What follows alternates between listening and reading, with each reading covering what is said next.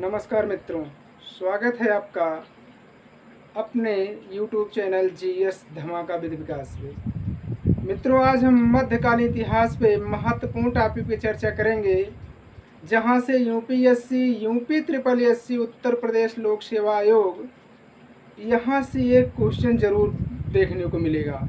कोई भी एग्ज़ाम देते हैं, भारत का कोई भी एग्ज़ाम देते हैं, चाहे आप केंद्र सरकार की नौकरियों को दें, चाहे आप राज्य सरकार की दें, यहाँ से एक क्वेश्चन आपको ज़रूर देखने को मिलेगा। तो आइए हम शुरुआत करते हैं। सभी को नमस्कार, जय हिंद, शुभ संध्या। तो आइए दिल्ली सल्तनत को हम पढ़ते हैं। दिल्ली सल्तनत में 5 राजवंशों ने शासन किया। कितने राजवंशों ने? 5 राजवंशों ने।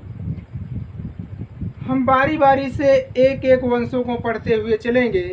तो सबसे पहले दिल्ली सल्तनत में हम पढ़ते हैं गुलाम वंश को। दिल्ली सल्तनत का जो पहला वंश है वह गुलाम वंश है। तो आइए हम देखते हैं गुलाम वंश की प्रमुख बातों को।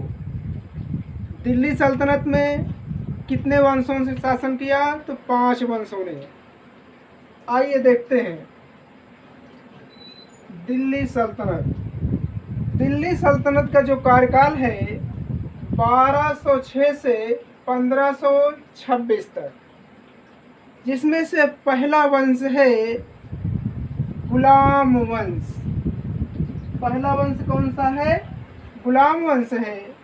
गुलाम वंश का समय पीरियड है 1206 से 1290 तक।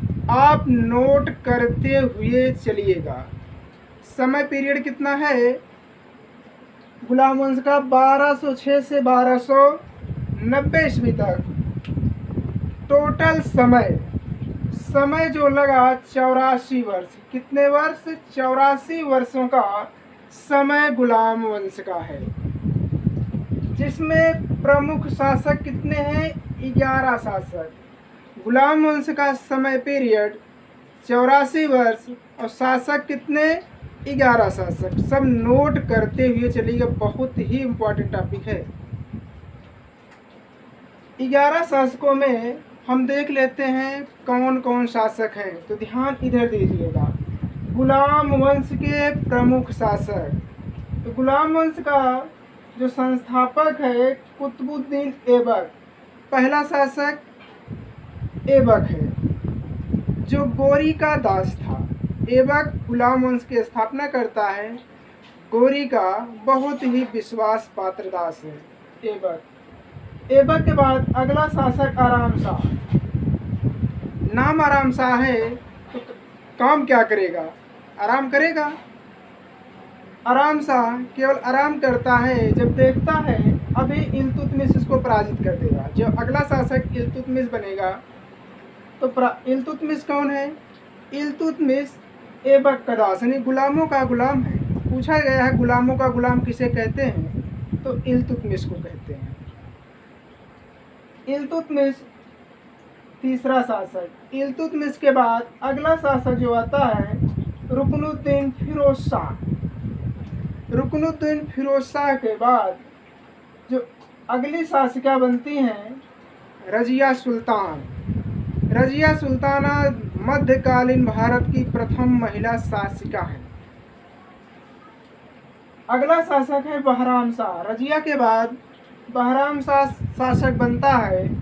बहराम शाह के बाद आप देखेंगे तो मसूद शाह अगला शासक बनता है। मसूद शाह के बाद अगला शासक जो है नासरुद्दीन महमूद है। सब नोट करते हुए चलिएगा। अगला शासक जो है जो बलबन है। बलबन के बाद इसके 2 पुत्रों ने शासन किया। एक का नाम है कैकुबाद, एक का नाम है क्यूमर्स। गुलाम वंश का प्रथम शासक ऐबक है। गुलाम वंश का अंतिम शासक क्यूमर्स है, जो बलबन का पुत्र है। ऐबक के बाद इल्तुतमिश, और इल्तुतमिश के बाद जो गुलाम वंश का महत्वपूर्ण शासक है बलबन है। और बाकी सब ऐसे आते हैं चले जाते हैं। सबसे महत्वपूर्ण शासक ऐबक है। ऐबक के बाद इल्तुतमिश। इल्तुतमिश के बाद कौन सा शासक है? बलबन है। तो आइए हम बात करते हैं सबसे पहले गुलाम वंश के प्रमुख शासक ऐबक के बारे में। गुलाम वंश की स्थापना किसने किया? प्रश्न बनता है, गुलाम वंश की स्थापना किसने किया? तो गुलाम वंश की स्थापना कुतुबुद्दीन ऐबक करता है। कौन करता है? कुतुबुद्दीन ऐबक करता है। कुतुबुद्दीन ऐबक कौन है? तो कुतुबुद्दीन ऐबक जो है यह गौरी का दास है। कुतुबुद्दीन ऐबक का समय पीरियड है 1206 से 1210 वर्ष। 1210 यानी टोटल लगभग 4 वर्ष शासन करता है। तो आइए देखते हैं कुतुबुद्दीन ऐबक अपनी राजधानी कहाँ बनाया? तो प्यार से आप बताइएगा, लाहौर। दिल्ली राजधानी नहीं बनाता है। कुतुबुद्दीन ऐबक की राजधानी क्या थी? लाहौर। इसने लाहौर से ही दिल्ली को नियंत्रित किया, शासित। दिल्ली बनाना था राजधानी, लेकिन नहीं बनाया। क्यों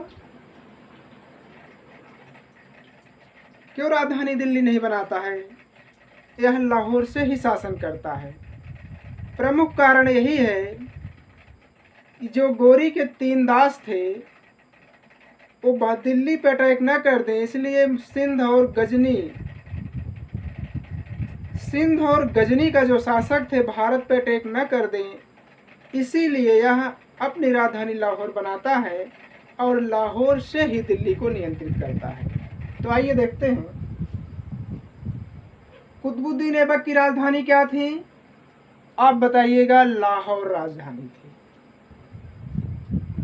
अब कुतुबुद्दीन ऐबक की उपाधियों पे हम चर्चा कर लेते हैं कि कुतुबुद्दीन ऐबक कौन कौन सी प्रमुख उपाधियां धारण की थी।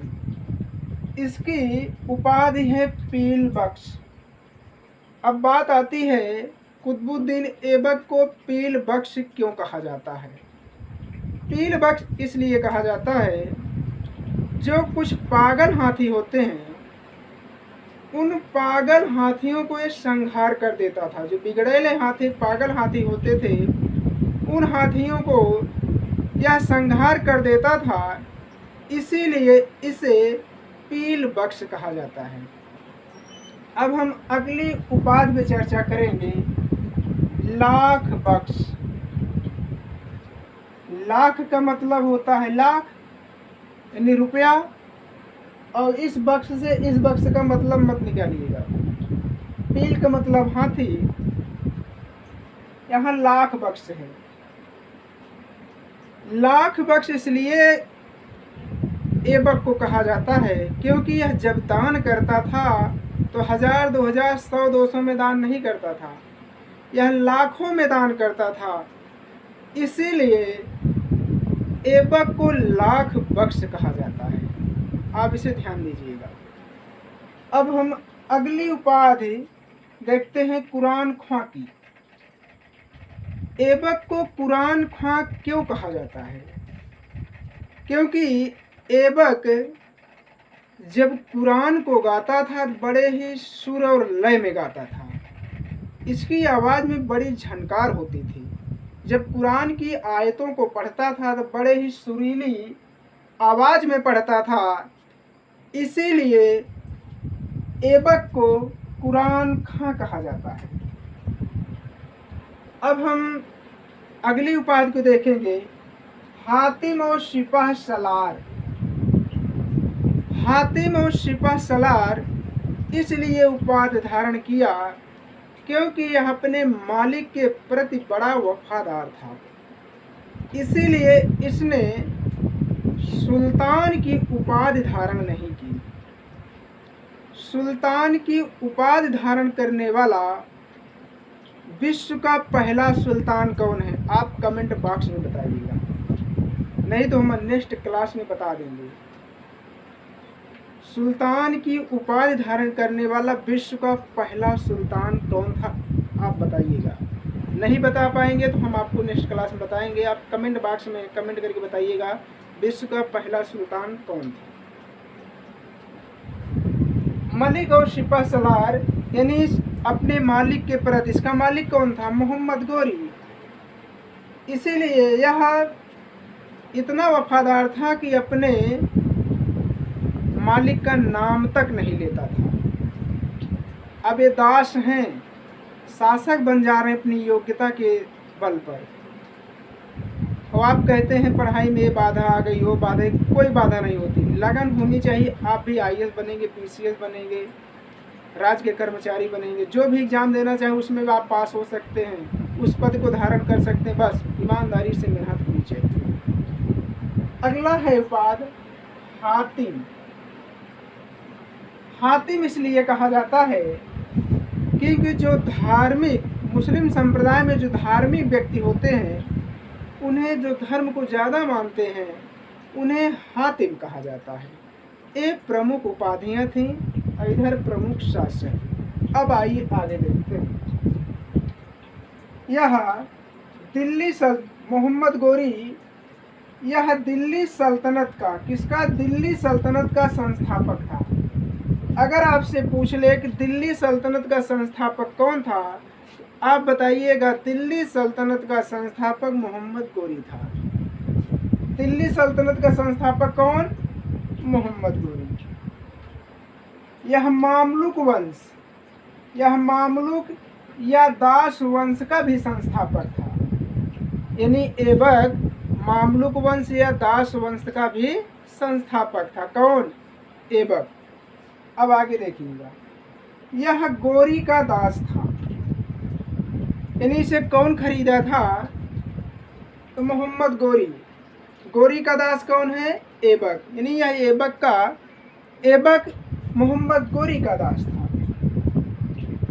गोरी के मृत्यु के बाद, इधर ध्यान दी, गोरी के मृत्यु के बाद नासरुद्दीन कुबाचा, ताजुद्दीन एल्दौज और ऐबक गोरी के 3 दावेदार हुए। गोरी के कौन? नासरुद्दीन कुबाचा, ताजुद्दीन एल्दौज और ऐबक। दिल्ली सल्तनत के, दिल्ली की गद्दी के दावेदार कितने हुए? 3 हुए। जिसमें से ऐबक दिल्ली का शासक बना, कुबाचा सिंध का शासक बना और एल्दौज गजनी का शासक बना। कुबाचा, एल्दौज। गोरी की जब मृत्यु हो गई, एल्दौज और कुबाचा हैं ऐबक के मित्र ही, लेकिन दिल्ली की गद्दी पाने के लिए जहाँ सत्ता की बात आती है, वहाँ नात न बात, न यार, न दोस्त, न मित्र, न मंडली, कोई नहीं। जहाँ सत्ता की बात आती है, वहाँ सत्ता प्राप्त करने के लिए यारी दोस्ती खत्म हो जाती है। तो तीनों ने दावा कर दिया दिल्ली पर कि दिल्ली हमको भी चाहिए।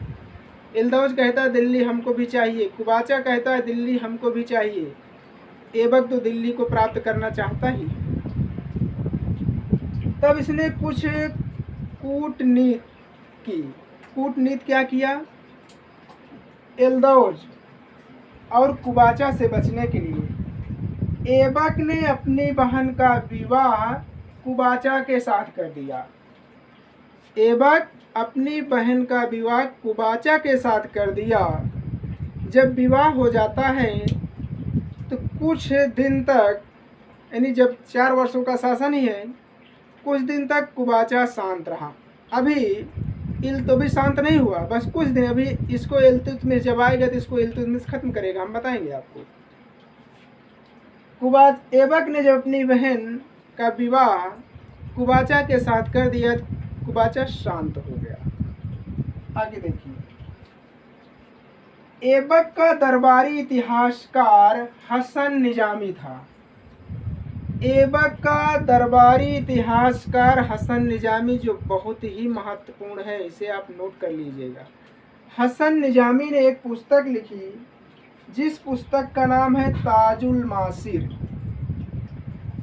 ताजुल मासिर किसकी रचना है? हसन निजामी की। हसन निजामी कौन है? तो ऐबक का दरबारी इतिहासकार है, नोट कर लीजिएगा। और इसने क्या किया, ऐबक ने दिल्ली में कुव्वत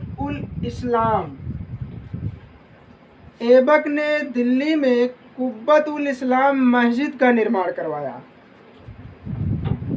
कुव्वत उल इस्लाम क्या है, तो मस्जिद है, दिल्ली की पहली मस्जिद है, नोट कर लीजिएगा।